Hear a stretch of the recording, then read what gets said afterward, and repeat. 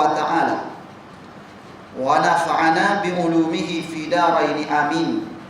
Hadis ke-30, bengkok kaki kerana banyak sembahyang malam. An Aisyah radhiyallahu anha anna Nabiy sallallahu alaihi wasallam kana yaqumu minal laili hatta tatafattara qadamahu faqultu lahu lima tasna hadha ya Rasulullah wa qad ghafarallahu laka ma taqaddama min dhanbika wa ma ta'akhkhar. Qala afala uhibbu an akuna abdan syakura. Muttafaqun alaih.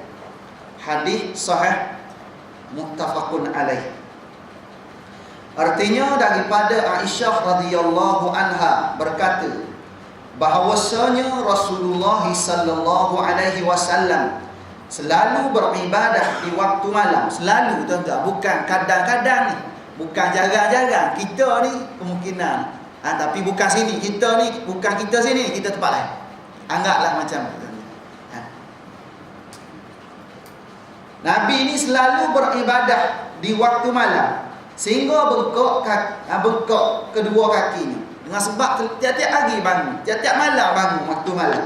Dia bangun juga, bangun kencing. Kan? Maka saya pun berkata kepadanya, kenapa engkau? Saya di sini siapa ni? Sayyidatina Aisyah radhiyallahu anha.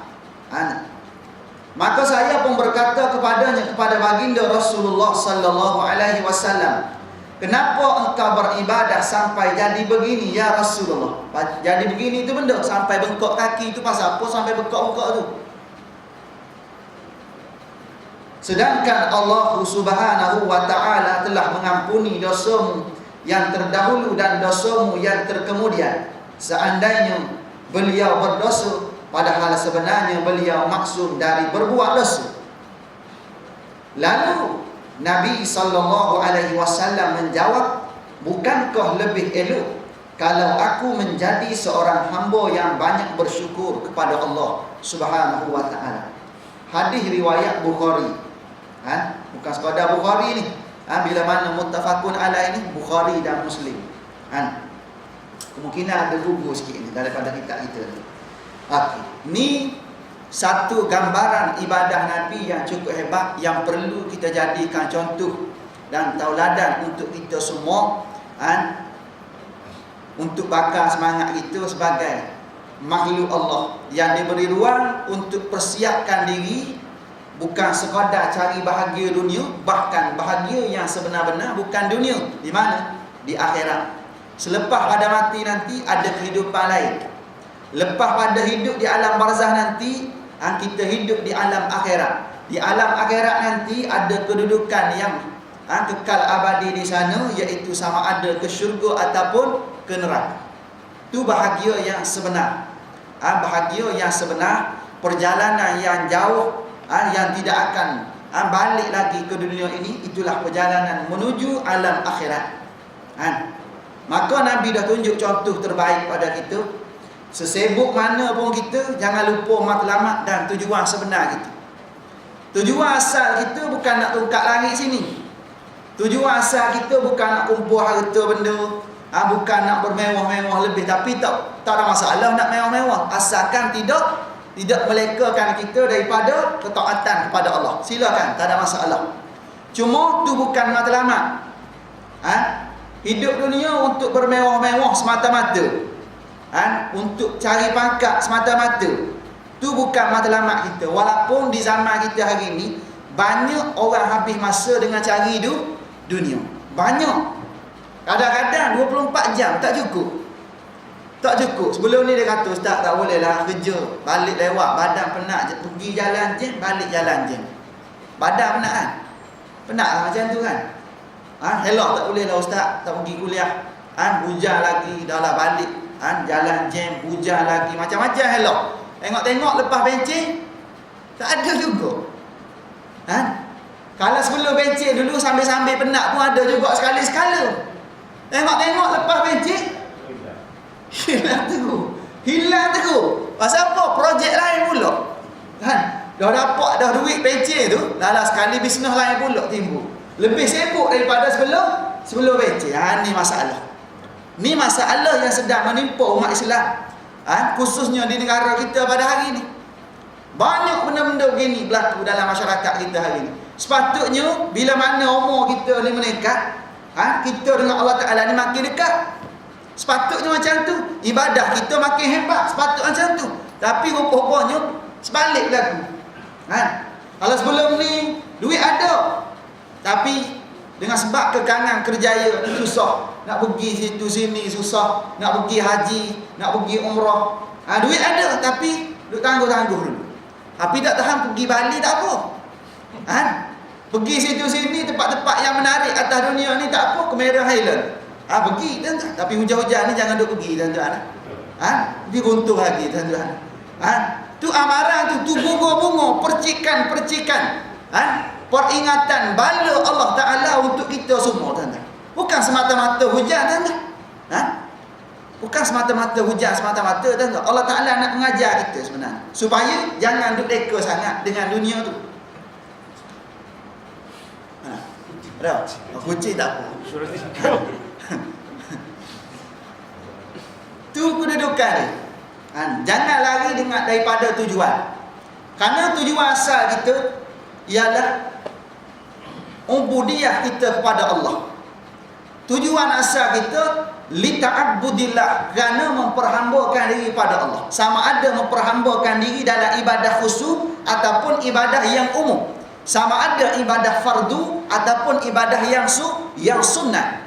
Ataupun di luar ibadah sendiri pun kita tetap sebagai hamba Allah Subhanahu wa Ta'ala yang sepatutnya menzahirkan tanda syukur kepada Allah Ta'ala. Sebab itulah satu ketika Nabi SAW pernah menyatakan kepada para sahabat berkaitan dengan bila mana kita ni mula disibukkan dengan satu-satu urusan dunia yang melarakan kita, dan lebih lagi urusan tersebut urusan maksiat, sibuk dengan perkara yang melarakan ataupun perkara maksiat, maka Nabi bagi tahu, ni saya ambil mafhum, Nabi bagi tahu itu tanda benda tu tanda Allah Subhanahu wa Ta'ala telah berpaling daripada seseorang itu. Kalau ianya disibukkan dengan perkara yang sia-sia, kalau tempat yang sia-sia lama pun tak apa, tapi kalau surau start lebih sikit sejam lebih sikit, dia nak sejam je. Kalau boleh masuk waktu maghrib pula, masuk waktu isyak berhenti tu. Kalau boleh macam tu, tapi bukan sini, tempat lain. Ada satu tempat ni dalam kawasan Lampang, masuk je di surau tu dibunyi tak? Hak kita bunyi tak? Ni baru ni. Ada surau tu memang style bunyi kau. Kita kuliah ni tempat orang kaya-kaya. Tempat saya pergi tu, tempat Datuk Tan Sri hebat-hebat. Masuk je waktu bunyi isyarat masuk waktu. Dia pun tutup kitab, kita tengok sedap lagi masa tu. Baru 35 minit, tapi dengan sebab dah masuk waktu dia tutup kitab, ada reha macam tu, dia pun tutup juga, pergi simpan. Macam mana perasaan guru macam tu? Kalau main buat macam tu, tapi tuan-tuan tak buat, jangan buat macam tu tuan-tuan. Adab kita kalau nak berguru tuan-tuan, jangan buat benda-benda pelik macam tu. Nanti hilang barakat. Berkat umur kita hilang, berkat ilmu hilang tuan-tuan. Dia tutup tuan-tuan. Dengan sebab apa? Dengan sebab pangkat, dengan sebab kekayaan tuan-tuan. Lala sekali dia tak hormat kepada majlis yang dinaungi oleh malaikat. Dia tidak hormat kepada majlis ilmu tuan-tuan. Dia tak hormat kepada rumah Allah Subhanahu wa Ta'ala yang sedang diimarahkan macam tu. Dulu saya panjang juga, sekarang ni tak panjang tuan-tuan. 4 tahun dah. Kalau kita panjang pun ada orang yang kurang selesa. Lala sekali saya pergi, masuk waktu je lebih 5 minit, saya pun wallahu a'lam, dia pun seronok. Lala sekali duk lepak duk keluar tak juga siap-siap okur. Tu tengok dalam masyarakat kita pada hari ini. Kalau duduk tempat-tempat yang seumpama ni, kadang-kadang kita berkira dengan Quran, kita berkira duduk di masjid, kita berkira duduk dalam majlis ilmu, kita berkira. Tapi kalau duduk lepak kedai kopi, tak kira. Lama tak apa, tapi bukan tempat haram tu. Pergi boleh, tapi jangan reka. Jangan sampai 3 jam, 4 jam. Isteri kat rumah nak masak lagi. Anak kecil lagi. Hak ni menangis, hak ni nak kecil, hak ni nak macam-macam. Kadang-kadang sambil-sambil itu sini satu, dua-dua anak. Suami kat mana? Kalau di kampung duk main dam, pahak sana makan. Makan. Pagi hari makan dah. Naik haji dah. Petang-petang naik haji lagi. Tu tengok. Zaman kita hari ni tu di kampung, kalau sini main apa sini? Sini tak ada main dam Main apa sini? Bowling sini. Nak main kau hujan tak boleh nanti sangkut. Main bowling duk kalut dengan bowling. Kena fikir-fikir tuan-tuan. Jangan kita hari ni duk kira sangat dengan urusan akhirat, sibuk dengan dunia tak kira kita. Sedangkan Nabi kata tanda Allah Ta'ala berpaling daripada seseorang itu gelak-gelak juga tuan-tuan. Tapi kita ni biar tahu misi kita sebenarnya nak cerita benda tuan-tuan. Tapi kalau saya serius je, kata ustaz ni senyum pun tidak tak boleh juga ada masa senyum, ada masa kita gelak. Imam Syafi'i kata boleh tak kita buat gelak ketawa dalam majlis macam ni? Boleh? Sekadar mana? Sekadar garam dalam masakan. Boleh macam Ustaz Azhar buat seronok tak kering gusi orang kata. Boleh tak buat je? Boleh. Selagi mana dia tak menyebabkan lagi tujuan asal dia. Imam Syafi'i kata selagi mana ia tadi tidak lagi tujuan asal, seolah-olah garam dalam masakan. Boleh? Tak ada masalah. Maknanya kedudukan asal kita, jangan sampai kita mula sibuk dengan satu-satu urusan dunia, kita tak rasa apa. Sibuk dengan maksiat, seronok dengan maksiat. Seronok dengan program-program yang melekakan. Program sentuh anjing zaman kita hari ni. Program apa lagi? Macam-macam hari ni program yang bercanggah dengan syariat. Kadang-kadang menyeronokkan kita. Lalu Nabi kata, tu tanda benda tu. Tu tanda Allah Ta'ala telah berpaling daripada seseorang itu. Dengan maksud benda, Allah Ta'ala tarik keberkatan Allah si fulan bin si fulan itu. Menjadikan bila mana Allah Ta'ala tarik keberkatan Allahnya, maka hidupnya jadi sempit. Macam mana hidup jadi sempit? Duit banyak, tak pernah rasa cukup. Dia jadi macam tu. Macam mana hidup jadi sempit? Rumah tangga dah ada tapi tak puas duduk dalam rumah tangga tadi. Anak bina ada tapi tak puas bersama dengan anak tadi. Lalas sekali jadi sempit, bertengkar sana, bergaduh sini, itu jadi sempit. Duit tak pernah cukup. Orang kerja hari ni, duit hari ni kadang-kadang terpaksa tipu sana, tipu sini, risuah sana, bohong sini. Terpaksa lah kerja. Kenapa? Kehidupan yang sempit. Dalilnya Allah Ta'ala bagi tahu, wa man a'rada an zikri fa inna lahu ma'isyatan dhanka wa nahsyuruhu yaumal qiyamati a'ma. Allah Ta'ala bagi penjelasan pada kita. Dan barang siapa yang berpaling daripada peringatan, berpaling daripada amaran-amaran Allah Subhanahu wa Ta'ala, perintah dan larangan Allah Ta'ala, dia nak bercanggah dengan perkara yang tersebut. Allah Ta'ala kata macam ni, dia nak kata macam ni. Allah Ta'ala kata halal, dia kata haram. Dia nak berlawan aja, pasal dia fikir dengan akal dia. Fikir dengan akal. Bercanggah cara penampilan kita.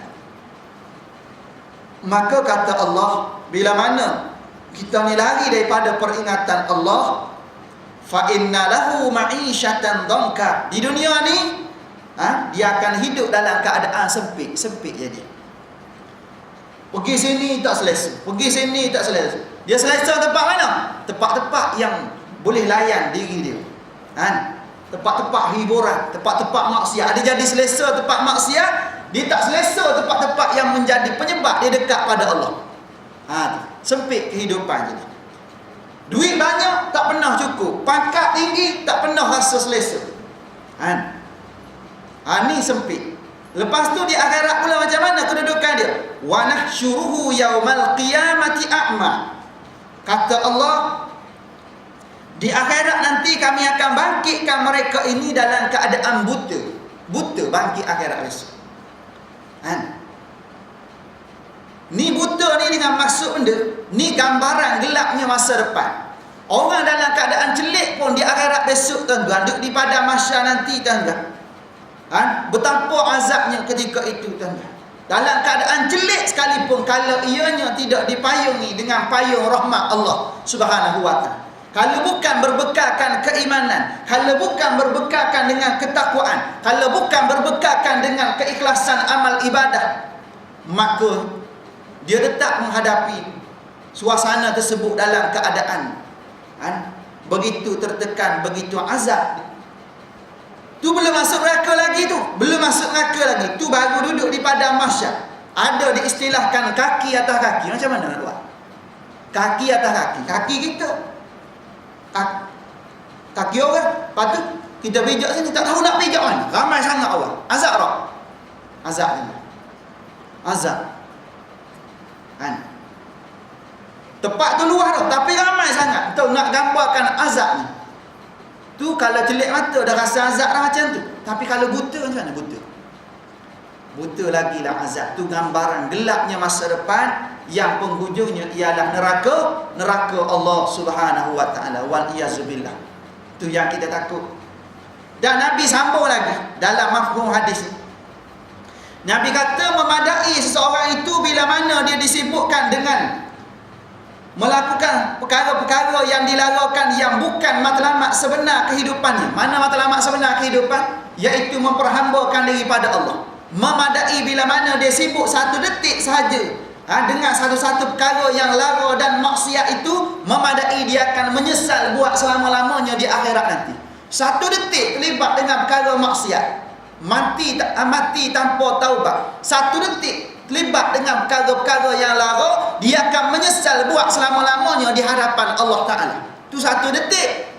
Tapi kalau dah jadi pagi, petang, siang, malam, kalau dah bertahun-tahun terlibat dengan maksiat, macam mana agak-agak? Kalau satu detik pun menyesal buat selama-lama dah, macam mana nak fikir kan? Kita fikir balik, Allah, kalau satu detik pun Nabi bagi tahu menyesal selama-lama dah, apa kata zaman kita pada hari ini? Banyaknya program maksiat pada zaman kita hari ini. Sana sini. Hukum Allah Ta'ala dinodai pada hari ini. Dicabar fatwa. Dicabar pada hari ini tuan-tuan. Kita takut tuan-tuan. Dengan amaran seumpama ini kita takut. Nak menghadapi suasana sebenar di akhirat nanti, takut tuan-tuan. Lebih lagi suasana yang berlaku zaman kita hari ini tuan-tuan. Perlembagaan persekutuan pada hari ini tuan-tuan dipertahankan pada hari ini. Perlembagaan manusia kita pertahankan pada hari ini. Perlembagaan Allah tak ada siapa nak pertahankan pada hari ini. Hak Nabi bagi tahu secara jelas berkaitan dengan Allah Ta'ala melaknat orang-orang lelaki yang menyerupai perempuan, orang-orang perempuan yang menyerupai lelaki. Tetapi diberi ruang seluas-luasnya pada hari ini tuan-tuan. Ni sedih kita tuan-tuan. Berlaku Jumaat baru ni. Baru lagi kan. Panas-panas lagi tuan-tuan. Ni tuan-tuan, tak cukup ke bala Allah Ta'ala turun dah dalam masyarakat kita dengan puting beliungnya tuan-tuan. Berterusan tuan-tuan. Dah 3 kali dah puting beliung kita ni tuan-tuan. Kedah 2 kali dah. Kelang sekali dari tuan-tuan. Melayang mumbur rumah tuan-tuan. Banjir kilat, banjir lumpur tuan-tuan. Dah. Sampai mati tuan-tuan. Runtuh sana, roboh sini tuan-tuan. Kemarau panjang. Banjir yang merosakkan harta benda tuan-tuan. Ni bukan fenomena alam biasa ni tuan-tuan. Kalau fenomena alam tuan-tuan hak berlaku, kalau setiap tahun berlaku pada bulan sekian-sekian, tu tengok-tengok masuk tahun ni dia pun berlaku biasa tahunan gitu. Tu dia panggil fenomena alam. Dia berlaku tempat-tempat biasa je. Tapi kita tengok 2-3 menjak ni, tempat-tempat yang tak pernah banjir pun tenggelam. Tempat-tempat yang tak pernah banjir pun tenggelam. Tempat-tempat yang kiranya tak pernah terlibat dengan catuan air, dengan sebab terlalu panas sangat. Seperti mana negeri Perak baru-baru ni. Negeri hak pandai banyak turun hujan tuan-tuan. Tengok kena jatuh juga air. Tengok ni gambaran mana ni? Gambaran bala Allah Taala. Kalau kira-kiranya cukup dah duk cabar hukum hak Allah Taala. Tengok cabar lagi tuan-tuan. Cabar lagi. Tak puas hati lagi tuan-tuan. Yang paling kita tak puas hati hari ni tuan-tuan, perkara-perkara kes yang terlibat dengan mahkamah syariah tuan-tuan tidak diselesaikan di mahkamah syariah. Hak ni hak kita paling-paling duka cita hari ni tuan-tuan. Sepatutnya tuan-tuan, hakim yang menyelesaikan keputusan dalam masalah melibatkan kes mahkamah syariah, biar dia orang. Ni hari ni terbalik dah tuan-tuan. Hakim mahkamah sivil pada hari ini buat keputusan berkaitan dengan masalah-masalah yang berlaku dalam masyarakat kita berkaitan dengan sepatutnya selesai mahkamah syariah, tiba-tiba diselesaikan di mahkamah sivil. Terbalik file lah tuan-tuan. Terbalik habis tak? Paling duka cita juga kita hari ni tuan-tuan. Hakim yang terlibat tadi tuan-tuan, 2 Melayu, 1 je non-Muslim tuan-tuan. 2 Melayu dan Melayu tu Islam lah, pasal agama persekutuan kita Islam. Sepatutnya kekebalan agama kita tuan-tuan diguna pakai dalam setiap gerak kerja dalam kehidupan kita pada hari ini tuan-tuan. Lebih-lebih lagi dalam bab menjatuhkan hukum. Lebih-lebih lagi hukum tersebut melibatkan ada nas-nas melibatkan Al-Quran dan As-Sunnah. Tak boleh dinafikan. Tiba-tiba tuan-tuan tidak ada kekebalan agama kita tuan-tuan. Kita dinafikan hak di bumi kita sendiri pada hari ini tuan-tuan. Dalam keadaan agama persekutuan ialah agama Islam. Lebih-lebih lagi kita dengan majoriti Melayu. Tengok orang Melayu pada hari ini tuan-tuan, tindas agama sendiri tuan-tuan. Tengok ni. Sebab tu tuan-tuan berhati-hatilah. Tuan-tuan, lepas ni nak masuk tanda awam tuan-tuan, berhati-hati. Pasal yang laki tu belum tentu laki, yang perempuan tu belum tentu perempuan. Pasal apa? Pasal dia boleh tukar-tukar tuan-tuan. Boleh tukar-tukar tuan-tuan. Boleh pindah-pindah milik macam tu tuan-tuan zaman kita hari ni tuan-tuan. Orang laki boleh pakai pakaian perempuan, orang perempuan boleh pakai pakaian laki. Dia boleh macam tu, bertukar-tukar macam tu. Hak tu hak boleh nampak, hak tak nampak lagi tu, hak kat dalam tu, hak sulit, boleh tukar juga tuan-tuan. Pelik tuan-tuan. Sedangkan Nabi bagi tahu la'anallahu al-mutasyabbihin minar rijal bin nisa. Allah Ta'ala melaknat orang-orang lelaki yang menyerupai orang perempuan. Dan kata Nabi, la'anallahu wa la'anallahu al-mutasyabbihati an-nisa birrijal. Orang perempuan yang menyerupai lelaki.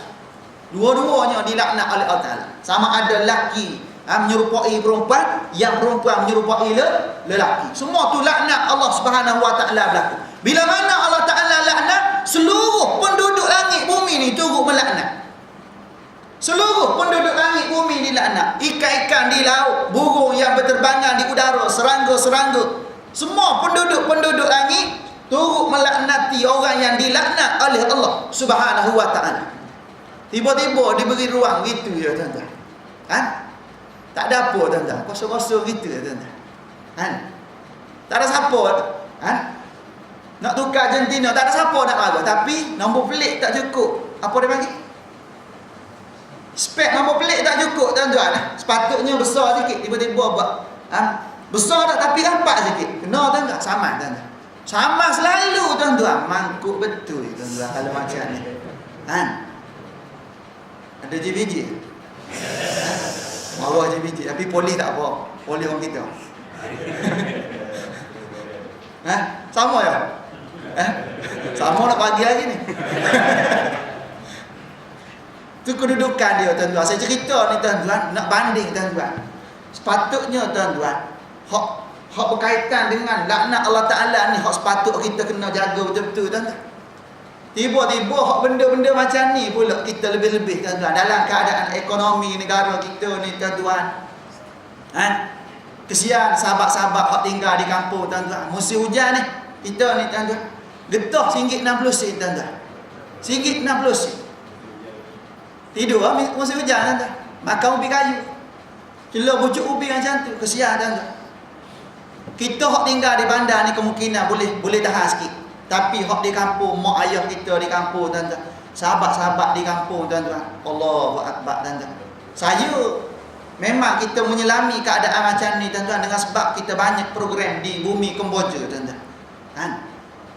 Bila kita pergi tengok di sana fakir miskin di sana tuan-tuan, Allahu akbar tuan-tuan. Dengan jalannya, dengan rumah tempat tinggalnya tuan-tuan. Kalau nak banding dengan tempat kita tuan-tuan, kan? Macam langit bumi tuan-tuan. Di negara kita tak ada fakir miskin ke? Banyak tuan-tuan fakir miskin juga tuan-tuan. Dengan naiknya harga minyak, naiknya harga barang pada hari ini tuan-tuan. Tiba-tiba tuan-tuan, pihak yang berwajib dalam masalah ni tuan-tuan, cuba tuan-tuan. Sepatutnya membela, cuba tuan-tuan demi mengaut keuntungan yang sementara. Cari jalan tuan-tuan. Cari jalan. Hak JBJ bahagian dia. Polis bahagian dia. Minta maaf polis. Bahagian apa ni semua ada bahagian masing-masing. Nak kau keuntungan tuan-tuan. Sepatutnya tuan-tuan, kita di bumi kita sendiri tuan-tuan membela nasib tuan-tuan. Yang kaya bela hak miskin tuan-tuan. Supaya mereka boleh berdiri sama tinggi. Sepatut macam tu. Tapi sistem dalam negara kita bukan macam tu tuan-tuan. Yang kaya tambah kaya, yang miskin tambah miskin. Itulah berlaku tuan-tuan. Hak sepatut kita ambil berat, tak ambil berat. Pasal akidah umat Islam pada hari ini tak ambil berat tuan-tuan. Tak ambil berat tapi tak sama dengan apa yang ambil berat tuan-tuan. Dalam bab benda-benda hak remeh-temeh pada hari ini tuan-tuan. Nombor pelik ni janji ada ya tuan-tuan. Betul tak? Ada pun tak apa, tak ada pun tak apa. Betul tak? Pasal dia bukan hukum syarak pun. Betul tak? Saya pergi di bumi Kemboja tuan, tengok motor, jarang motor hak ada nombor pelik. Tak berlaku aksiden pun. Kita hari ni menyalahkan nombor pelik dengan sebab apa? Nak kurangkan peratusan mati di atas jalan raya. Situ pula tuan-tuan. Dengan sebab nombor pelik, patut pun tuan-tuan ramai hak mati atas jalan raya tuan-tuan. Hak mati kena pecah kepala tuan-tuan. Digilis lori tu. Tu sebab apa tu? Tinta kan nombor pelik. Tu bunyi kawan dia. Nak azan. Kita reda dulu, kita lawankan azan. Panas sambung balik.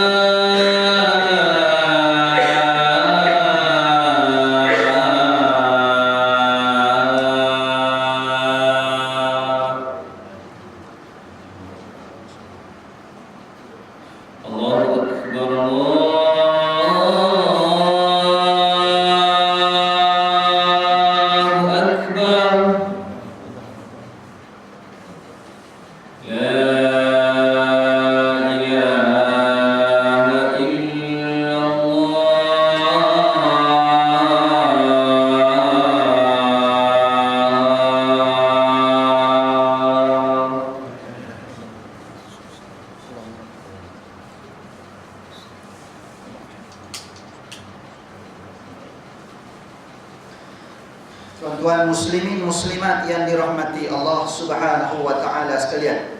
Seterusnya kita masuk kitab kita. Keterangan Nabi kita Muhammad sallallahu alaihi wasallam adalah seorang yang maksum dari mengerjakan dosa. Nabi maksum, tuan-tuan. Maksum dari mengerjakan dosa. Kalau seandainya beliau berdosa, maka Allah Subhanahu wa taala telah bersedia untuk mengampuni dosa beliau yang terdahulu dan terkemudian. Walaupun demikian, beliau masih banyak beristighfar, meminta ampun kepada Allah Subhanahu wa taala. Nabi itu maksum, tapi kalau ada lah buat dosa, Allah Taala sedia bila-bila masa nak ampun dosa Nabi. Lebih-lebih lagi lah Nabi sebagai maksum, bebas daripada dosa, tuan-tuan. Pun begitu, Nabi tampil kepada kita, tuan-tuan, sebagai contoh yang terbaik, qudwatun hasanah untuk kita semua, sebagai contoh, sebagai ikutan, sebagai panduan pada kita. Walaupun tak ada dosa, Nabi tetap istighfar dengan istighfar yang sebanyak-banyaknya. Sehingga dalam satu hadis dinyatakan Nabi istighfar pada setiap hari paling kurang 70 kali saja. 70. Kita apa kali kita? Apa kali kita? Kalau datang solat jemaah, imam istighfar berapa kali? 3 kali. 3 kali 5, 15 kali. Hak jadi nak Nabi tak ada dosa 70 kali. Dalam satu riwayat lain, Nabi istighfar 100 kali saja. Nabi kata, ya ayyuhan nas, tubu ilallah fa inni atubu ilaih kulla yaumin mi'ata marrah. Atau kama qala. Nabi bagi tahu, wahai sekalian manusia, jom kita bertaubat kepada Allah Subhanahu wa taala. Tubu ilallah. Ajak semua sekalian manusia. Bukan orang beriman saja kena taubat pada Allah. Semua kena taubat pada Allah. Hak belum beriman, jom kembali pada Islam. Hak dah Islam, gila Islam tersebut, dengan keimanan kepada Allah, kembali kepada Allah dengan cara bertaubat dengan taubatan nasuha. Lalu Nabi ajar kita, fa inni atubu ilaik kulla yaumin mi'ata marrah. Sesungguhnya aku, kata Nabi, pada setiap hari bertaubat berapa kali? Mi'ata marrah. 100 kali sehari pula. Ni riwayat lain pula ni. 100 kali sehari, tanda. Nabi hak tak berdosa 100 kali sehari. Kita kalau solat berjemaah 15 kali sehari. Tapi itu secara berjemaah, hak individu tak kira. Kita takkan nak cerita sini ustaz ya. Pandai-pandai lah. Tasbih kat rumah berapa kali dah putus, tanda. Asyik istighfar. Astaghfirullahalazim allazi la ilaha illa huwal hayyul qayyum. Boleh putus. Allah akbar. Apa kali putus? Saya putus juga, anak tarik. Hak ni tarik sini, hak ni tarik, putus. Allah, putus tasbih. Kalau hasil daripada kita golek kerana istighfar, kerana selawat, kerana tasbih, kerana takbir, kerana tahmid, tak benar. Tak benar, tuan-tuan. Tasbih banyak dah. Tasbih banyak. Balik haji, bagi. Balik umrah, bagi. Kan kita ramai kawan ni. 10 orang balik haji, 10 tasbih bagi. Sama kita hari ni. Tapi apa hak Nabi bagi tahu kadang-kadang kita tak buat, tuan-tuan. Tapi insya-Allah saya yakin dan percaya, tuan-tuan, hasil daripada program di surau, di masjid sekitar kita, tuan-tuan, saya yakin dan percaya amalan-amalan harian kita secara individu insya-Allah dapat kita buat yang terbaik, tuan-tuan. Sesibuk mana pun kita, tuan-tuan, jangan sunyi daripada istighfar. Jangan sunyi daripada istighfar, tuan-tuan. Istighfar. Mohon.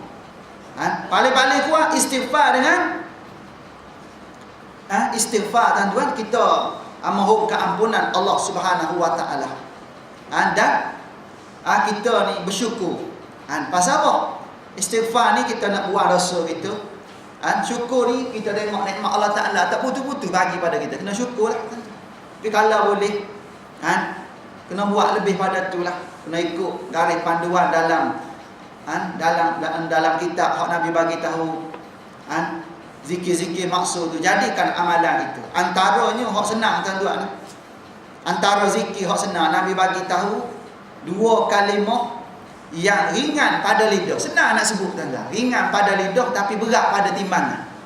Ringan tapi berat. pelik. Ringan pada sebutan lidah, tapi berat pada timbangan. Dan dengan sebab dua kalimah ni kita dapat kasih sayang Allah Subhanahu wa taala. Baca benda tu. Baca subhanallah wa bihamdihi subhanallahil azim. Baca dan 100 kali sehari ke. Ataupun berapa kali istiqamah habis tuan. Jangan hari ni kita buat 1000 kali, besok tak buat. Bila pula tahun depan buat, tak payah buat macam tu. Kalau tahun depan baru nak buat pula, tak payah buat. Kita buat sikit-sikit tuan-tuan. Mampu buat banyak asalkan istiqamah. Tapi kalau kita yakin kita ni boleh buat 100 je sehari, biar maintain 100 hari. Lepas tu sampai masa dah istiqamah 100 tu naik 300 pula. Dah istiqamah 300 naik 500 pula. Naik sampai jadi 1000, sampai lebih lagi kan. Lebih tak apa, jangan berkira tuan-tuan lebih. Makan lebih tak kira pun. Zikir lebih, ni lebih ni ustaz, apa ni lebih ni? Berkira tuan-tuan. Zikir lebih berkira tuan-tuan. Tapi makan lebih, kawan ni jemput, sini jemput. Apa hari ni? Si bajet ni, minyak mahal, barang mahal ni, ada kenduri, selesa sikit kita. Tuan-tuan. Kita tuan-tuan. Dalam bab nak layan nafsu lebih tak apa. Dalam bab hubungan dengan Allah Ta'ala berkira tuan-tuan. Jangan duk kira sangat. Lebih lah tak apa tuan-tuan. Tahlil kita jangan tunggu majlis tahlil dulu nak bertahlil. Ni tunggu orang jemput majlis tahlil, kenduri tahlil, doa selamat dulu baru nak la ilaha illallah. Tu pun sambil-sambil benda. Tapi bukan sini ni, tempat lain. Sambil-sambil hidup baru. Kalau bau gula ayam kemungkinan 300. Kalau gula ayam lah. Gula ayam ke kari kambing ke 300. Tapi kalau bihun je baru buat, cuba tu sikit. Bihun ni berapa? 100 tak sampai 100, 70 pasal bihun. Kalau mi dengan bihun 70 kan. Kalau roti cicak cicak air 30 sudah, 33 tuan-tuan. Tu dia standard kita tuan-tuan. Kadang-kadang tu tapi saya ingat masa belajar di pondok dulu, kadang-kadang benda-benda gini pagi tuan-tuan. Hak saya cerita ni pengalaman hak kita lalu tuan-tuan. Bila kita pergi kan, kita belajar di pondok ni tuan-tuan. Orang jemput makan ni tuan-tuan, seronok kita tuan-tuan. Pasal apa? Lapar lah kan? Lapar. Dalam belajar ni lapar tuan-tuan. Lapar. Bila mana orang kampung jemput makan, Allah seronok kita. Pasal kita makan benda hak biasa, bukan hak biasa kita makan. Kalau jadual di kantin kita tahu dah. Hari ni ni dia. Kita tahu dah dalam kepala kita. Pasal bertahun-tahun. Tapi kalau boleh pergi makan kat luar sikit, ada kenduri, arwah, tahlil, doa selamat, seronok kita. Hidup baru juga kan. Kita bajet lain, tiba-tiba lain pula. Bajet benda. Bajet paling kurang gula ayam. Tengok-tengok mi goreng. Apalah? 70. Jalan. Doa pun ringkah doa tuan-tuan. Doa ringkah. Tapi kalau apa ni kari kambing banyak sikit, doa pun teliti sikit tuan-tuan. Tu dia. Pengalaman di pondok dulu, tapi sekarang tak orang tuan-tuan. Sekarang ni tak kira lah kari kambing ke, gula ayam ke, bihun ke, tak kira. Tak buat apa pun kita buat sama tuan-tuan. Sama je tuan-tuan. Pasal kita buat bukan kerana nak makan pun tuan-tuan. Buat sama tuan-tuan. Jangan buat macam tu. Jangan main pilih kasih. Ni rumah ni Allah. Kemungkinan akak air sejuk ni, air mineral ni akak ni. 33. Jangan, tak payah. Kalau standard tempat kita buat 100 lah. 100 buat. Cuma kalau saya bimbing tahlil tuan-tuan, kadang-kadang kita tambah lagi kelebihan tuan-tuan. Kita tambah dah. Buat tazkirah. Berapa minit? 10 minit tuan-tuan. Tu kelebihan ada hari ni tuan-tuan. Pasal apa? Tujuannya nak bagi pada orang hak datang dah surah, tiba-tiba dia balik semula. Bila mana dia jemput tahliah ni masa dia, kita bagi masa tu. Ataupun orang hak masa kita bagi kuliah maghrib dia tak datang, kuliah subuh lagi tak datang, hari Jumaat dia datang lambat. Hari Jumaat khutbah kedua baru sampai dia. Tu pun masa baca doa pada sultan baru ada. Dia kata hari ni sah Jumaat pasal apa, ada doa sultan. Kalau tak dia tulis surat lain. Aku betul je. Ada patut benda gitu kan. Maka kita bagi 10 minit. 10 minit ke 15 minit sebelum santapan apa ni jasmani kita bagi rohani, bagi dulu, bakar semangat dulu. Gitu. Bukan sekadar tu sekarang kita bagi tuan-tuan. Atas kubur kita bagi kok sekarang. Masa baca talqin. Kita bawa, oh ni dia ustaz hari ni nak baca talqin. Dia ingat kita mesti baca tuan-tuan. Hak tu ustaz-ustaz sama dulu tuan-tuan. Kita hari ni bawa buku ni alat je tuan-tuan. Nak suruh orang kata ustaz ni baca teks. Tengok teks mana tuan-tuan. Buka tengok ada jumpa tak teks ustaz baca. Tak jumpa tuan-tuan. Kita tengok keadaan, tengok ada. Suasana apa benda tuan-tuan. Hak si mati ni ahli keluarga dia macam mana? Selidik elok-elok, masa itulah kita nak bagi pendekatan tuan-tuan atas kubur. Kenapa? Kerana Nabi bagi tahu, Imam Ghazali bagi tahu peringatan untuk mengubati hati-hati yang sakit, penawar yang paling mujarab, ubat yang paling mujarab iaitu mengingati mati. Maka tempat yang paling sesuai bila mana kita dalam suasana tanah perkuburan tadi. Masa tu dia marah kita tak? Dia berdebat dengan kita masa tu? Tak ada masa tu. Dia tunduk je. Dalam sekali, terima kasih ustaz. Terima kasih. Bendanya kat dalam tak tahu lah. Balik rumah tu laga ustaz ni. Masa kuliah, aku tak datang, dia bagi kat sini rupanya. Tak lepas juga. Tak lepas kan. Semua sudut kita bagi dah tuan-tuan. Pasal apa? Nak bagi kesedaran tuan-tuan. Takut-takut amanah Allah Ta'ala tak lepas lagi tuan-tuan. Hak Nabi kata balighu anni walau ayat.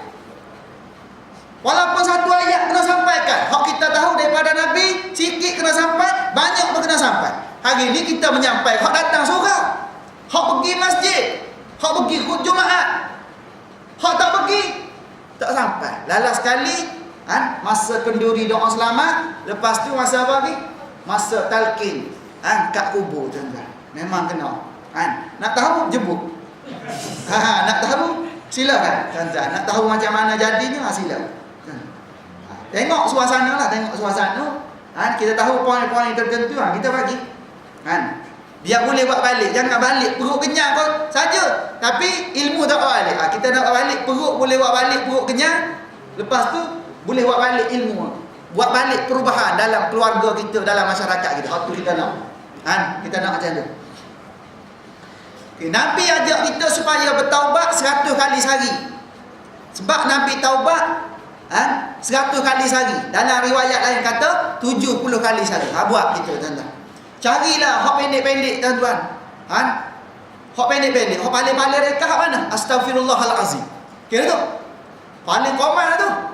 Kalau hak panjang lagi tuan-tuan. Panjang ustaz lambat ni banyak kerja lain lah, itulah inilah macam-macam lah. Tak apa, hak pendek mula-mula tuan-tuan. Hak pendek, cari hak pendek-pendek. Astaghfirullahalazim. Dah. Ulang hak tu je tuan-tuan. Syarat jangan di lidah saja, biar meresap masuk dalam hati tuan-tuan.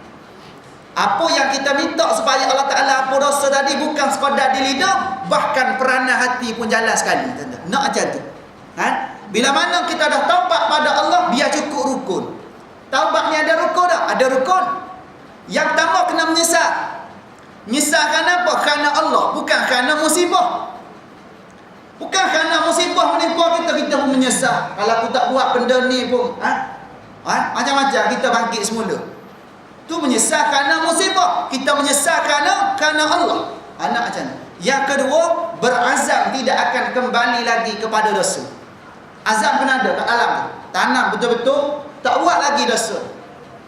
Azam. Lepas tu tinggal terus seberapa segera dosa kita buat. Jangan taubat minggu ni nak tinggal bila tu? Minggu depan baru nak tinggal, tak jadi.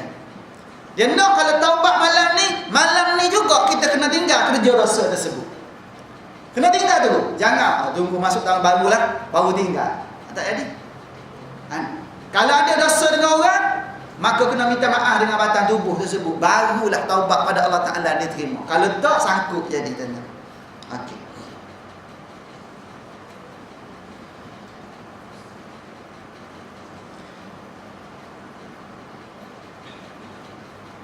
Walaupun demikian, beliau masih banyak beristighfar, meminta ampun kepada Allah Subhanahu wa Ta'ala. Dalam sehari semalam tidak kurang daripada 70 kali beristighfar. Dan beliau selalu bangkit bersembahyang pada waktu malam, dan banyak menghabiskan masa untuk bermunajat di hadapan Allah Subhanahu wa ta'ala, sehinggalah bengkok kedua kaki beliau. Istighfar banyak 70 ataupun 100 kali sehari tuan-tuan Nabi. Bangun malam lagi tuan-tuan, bangun malam lagi. Munajat pada Allah Ta'ala lagi tuan-tuan. Waktu yang paling sesuai tuan-tuan nak menggambarkan keikhlasan ibadah kita pada Allah Ta'ala, 1/3 akhir malam. Masa orang seronok tidur, hujan lagi kat luar tu. Hujan. Kita pun bangun. Pasal apa memikirkan kita ni ketua keluarga, anak-anak kita. Kalau kita tak minta dengan Allah Ta'ala, hasil usaha kita semata-mata belum tentu lagi. Sambil-sambil usaha, kena minta berterusan pada Allah Subhanahu wa Ta'ala dengan penuh ikhlas kita. Kalau boleh biar kita menangis kerana mengharapkan pertolongan Allah. Biar kita menangis kerana menyesal terhadap dosa-dosa yang kita lakukan. Kenapa? Kerana mengharapkan pertolongan Allah Subhanahu wa Ta'ala. Bila tu? 1/3 akhir malam. Tu paling sesuai tu. Pasal apa tu? Masa tu masa orang sedang nyenyak tidur. Pukul berapa? Pukul dalam pukul 4, 4:30, pukul 5. Paling-paling lah tu pukul 5, 5:30. Pasal apa subuh sekarang ni dah pukul 5:40 lebih kurang. Kita bangun biar ada ruang sikit. Walaupun 2 rakaat. 2 rakaat tahajud tu, tak apa. Janji istiqamah, paling-paling kurang seminggu sekali. Kalau boleh tiap-tiap malam, hebat. Tapi paling-paling tak ada seminggu sekali ke, 10 hari sekali ke, sebulan sekali, sebulan sekali ke, ataupun setahun sekali. Setahun sekali. Allah Akbar. Makan 3 kali sehari. Tahajud tak setahun sekali. Allah, koman betul ya tuan-tuan. Tahajud setahun sekali. Tu pun nasib baik surau buat program. Kalau tak memang tak ada lah tahun tu. Allahu Akbar. Koman betul. Tapi bukan sini insya-Allah tuan-tuan. Kita cerita ni sambil-sambil gelak agak tuan-tuan. Sambil-sambil ketuk hati kita supaya kita fikir balik betul juga ni. Tak kita. Ya memang betul dah tuan-tuan. Standard dia macam tu dah. Kita fikir balik tuan-tuan. Pasal kita ni tuan-tuan tak kekal dunia ni tuan-tuan. Bila masa Allah Ta'ala boleh tarik kita, maka kena ada standby lah benda-benda macam ni tuan-tuan. Kita kena bijak dalam bab mengurus perkara tersebut tuan-tuan. Kita tengok seterusnya. Nak berhenti dah ni. Ini adalah suatu teladan kepada umatnya. Nabi buat macam tu sebagai contoh, ikutan, teladan kepada kita semua sebagai umat, supaya kita tengok Nabi macam tu. Allahu Akbar, hebat seorang Nabi sampai tahap tu sekali. Tak ada dosa sampai tahap tu sekali. Kita hak umat ni macam mana pula? Ini adalah suatu teladan kepada umatnya. Kita yang terlalu banyak berdosa ini mestinya lebih banyak beristighfar kepada Allah Subhanahu wa Ta'ala. Kena lebih lagi tuan-tuan. Banyakkan istighfar pada Allah Subhanahu wa Ta'ala. Carilah mana-mana istighfar yang kalau boleh boleh menyentuh hati kita. Menyentuh hati kita dengan nada tersebut, dengan kalimah-kalimah dituturkan, dengan kefahaman kita, dia boleh menyentuh dalaman kita. Cari hak mana-mana pun. Cari hak mana-mana. Nak buat dalam bentuk apa sekalipun, janji dalam keadaan ikhlas. Dalam keadaan ikhlas. Astaghfirullah Rabbal baraya, astaghfirullah minal khataya pun boleh. Sedap tuan-tuan kalau kita dengar dalam nasyid-nasyid yang dialunkan, yang dilagukan tuan-tuan. Seronok kita dengar tuan-tuan. Kalau boleh perdengarkan pada anak-anak kita supaya alunan-alunan tersebut tuan-tuan sentiasa dituturkan oleh lidah-lidah mereka tuan-tuan. Tanpa disedari kita tengok kalimah tersebut diulang-ulang dalam kehidupan mereka. Kita dengar macam mana, saya ni suara tak apa sedap tuan-tuan. Nak buat lagu tu kadang-kadang fikir-fikir balik, kadang-kadang takut orang gelak lah, itulah, inilah. Macam mana? Test sikit. Allah, nak suruh test pula. Hujan-hujan nanti takut nanti bertambah lebat kat luar. Itu dah hujan daripada pagi lagi ni. Nanti kena dengar suara saya pula lagi lebat kat luar tu. Yang penting lafaz tu lafaz istighfar, lafaz munajat kita pada Allah Subhanahu wa Ta'ala. Antaranya astaghfirullah Rabbal astaghfirullah minal khataya. Tu antara lah tuan-tuan. Antara. Tu boleh lah tuan-tuan. Boleh lah. Okey, seterusnya. Takut tak habis kita.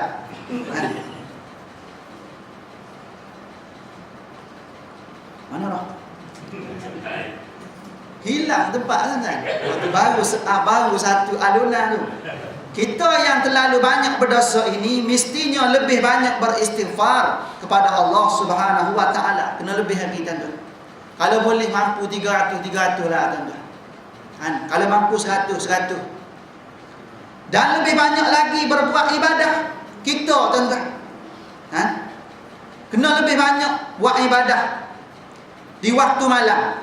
Tetapi oleh kerana kelemahan iman yang ada di dalam dada, kita rasa malas untuk beristighfar dan rasa terlalu berat untuk bangkit dari tempat tidur untuk beribadah pada Allah Ta'ala. Berat tuan-tuan, nak bangun malam berat. Tapi bangun kecil boleh pula. Bangun, selesai kerja kita, tidur balik. Allah Akbar. Kadang-kadang tengok, nak subuh dah tu. Sempat lagi tarikkan selimut. Lalas sekali, 7.30. Tuan-tuan, Allah Akbar. Kadang-kadang benda-benda gini tuan-tuan. Sebab tu jangan tidur dalam keadaan kenyang. Bukan tidur dalam keadaan kenyang, terlalu kenyang. Jangan tidur dalam keadaan terlalu kenyang. Pasal apa? Badan kita jadi berat nak bangun tuan-tuan. Berat nak bangun tuan-tuan. Kalau boleh, biasa-biasa sudah tuan-tuan. Kalau tahu dah nak tidur, jangan makan lebih-lebih. Biasa-biasa. Pasal apa? Pasal susah nak bangun tuan-tuan. Ni tak cerita siapa. Saya sendiri pun kadang-kadang kena juga macam ni. Pasal apa? Orang jemput tuan-tuan. Tu jemput, sini jemput. Lalas sekali tak pergi. Allah sombong ustaz ni. Tak sedap ke ustaz? Sedap tapi fikir-fikir balik tuan-tuan. Semua nak kena jaga. Masyarakat nak kena jaga. Diri kita sendiri, hubungan kita dengan Allah Ta'ala kena jaga. Lalas sekali kadang-kadang kita jaga sini terbabah ni. Jaga sini terbabah sini. Jadi macam ni. Pasal apa? Pasal kita ni lemah. Lemah apa? Lemah iman. Lemah iman tuan-tuan. Lambat diuji, termakan uji. Tu kita tuan-tuan. Iman kita ni tuan-tuan kadang-kadang tambah, kadang-kadang kurang. Macam tu. Sebab tu kita kena standby lah. Lebih-lebih lagi untuk nak bangun malam ni tuan-tuan kena jaga. Kalau boleh jangan tidur dalam keadaan terlampau kenyang. Jangan tidur dalam keadaan berdosa. Jangan tidur dalam keadaan mengekali dosa. Kalau boleh istighfar, taubat dulu pada Allah. Kalau boleh buat salat sunat taubat. Walaupun kejap lagi kita nak bangun sunat taubat pula. Taubat dulu. Kan takut-takut kita pejam tak celik dah. Takut-takut pejam tak pernah tak pernah celik lagi lepas badan ni tuan. Pasal tidur tu adik-adik kan mati lah tu. Takut-takut jadi macam tu. Ramai tuan-tuan orang tidur pergi kejut pagi esok, tengok-tengok dah balik awal. Takut macam tu gitu. Sebab tu kalau boleh sebelum tidur ni buat adab-adab sikit. Tidur dengan ayat, tidur sebelum tu dengan ayat-ayat suci Quran. Ambil wudu. Kalau ada masa tuan-tuan, badan tak penat, bacalah Alif Lam Mim Sejadah. Bacalah surah Al-Mulk. Ni Nabi tak pernah tinggal ni. Nabi tak pernah tinggal, kita tak pernah benda. Sendiri jawab. Nabi tak pernah tinggal. Antara dua surah hak Nabi tak pernah tinggal pada waktu malam, Alif Lam Mim Sejadah, hak kita baca pagi Jumaat jadi tu. Lepas tu surah Al-Mulk, Tabarakalladzi biyadihil mulku wa huwa ala kulli syai'in qadir. Lepas tu surah mana lagi kalau nak baca lagi? Surah Al-Waqi'ah.